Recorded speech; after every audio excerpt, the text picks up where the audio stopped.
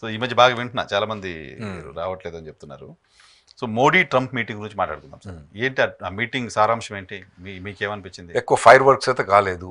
ఎందుకంటే అంతకుముందు Jordan king meeting తోటి హుస్సేన్ అతని మీటింగ్ తోటి అతను ఏమన్నాడు, దాదాపుగా గాజాను అంటే పాలస్తీనియా పక్కనే ఉంటుంది కదండి, జార్డన్లో చాలా మంది శరణార్థులు, పాలస్తీనియా శరణార్థులు అక్కడ ఉన్నారు.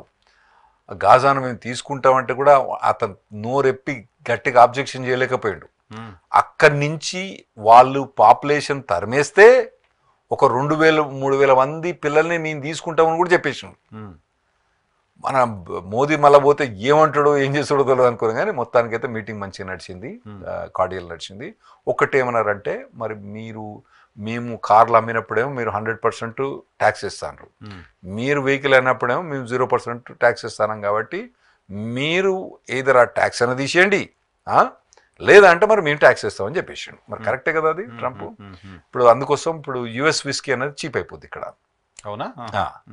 బర్బాన్ విస్కీ అని మాది ఉంటుంది కదా, అంత స్కాచ్ అంత ఫేమస్ కాదు, కానీ యూఎస్ కూడా విస్కీ బాగానే ఉంటుంది అక్కడ. అది ఎందుకంటే ఇండియాలో బాగానే విస్కీ బాగా కన్సంప్షన్ ఉంటుంది. సో అది దాని మీద ట్యాక్స్ తీసేసిండు. ఈయన పోకముందే తెలుసు అన్నట్టు మోదీకి.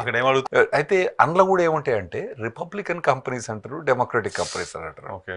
ఇప్పుడు హార్డ్లీ డేవిడ్సన్ అని ఉంటుంది అన్నట్టు, అది ఇంత పెద్ద బుల్లెట్ పాదర్ ఉంటుంది అన్నట్టు, చాలా పెద్దగా ఉంటుంది అన్నట్టు. దాని మీద ఇప్పుడు ఎంతో చాలా ట్యాక్స్ ఉంది. ఇప్పుడు మనం ఇక్కడ కూడా హార్డ్లీ డేవిడ్సన్ వాళ్ళు వేసి మంచిగా లెదర్ జాకెట్లు వేసుకొని పోతుంటారు మన హైదరాబాద్ క్లైమేట్. అవి ఫ్యాషన్ అన్నట్టు అక్కడ, అవి ఎక్కువ రిపబ్లికన్స్ అన్నట్టు వాళ్ళు.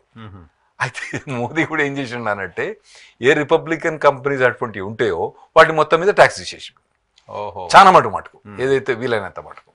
అయినా కూడా ఓవరాల్గా ఇండియా యుఎస్ నుంచి ఏదైనా ఎక్స్పోర్ట్ చేస్తే టారిఫ్ అన్నది ఎక్కువ ఉన్నది, ఇండియా యుఎస్కి పంపిస్తే టారిఫ్ అన్నది తక్కువ ఉన్నది. సో ఆ రెండింటిని బ్యాలెన్స్ చేయాలని చెప్పిండు ట్రంప్. ఇక దానికి వాళ్ళు ఈ గవర్నమెంట్ ఆ గవర్నమెంట్ ఇప్పటి మటుకు చాలా మటుకు కొన్ని రిలీఫ్ ఇచ్చేసిండు మోదీ. ఇంకా ముందు కూడా కొద్దిగా ఇస్తారని అనుకుంటున్నా. ఓవరాల్గా అట్మాస్ఫియర్ మంచిగా నడిచింది అక్కడ. It's a good meeting. It's a good point of view. So F-35 గురించి కూడా డిస్కషన్ అయింది. That is a failure craft అని చెప్తున్నారు. F-35 ఫెయిల్యూర్ లేదు, F-35 బెస్ట్. అది దాన్ని ఎక్కడ ప్రయోగించరు దాన్ని. F-35 ఎందుకు ఫెయిల్యూర్?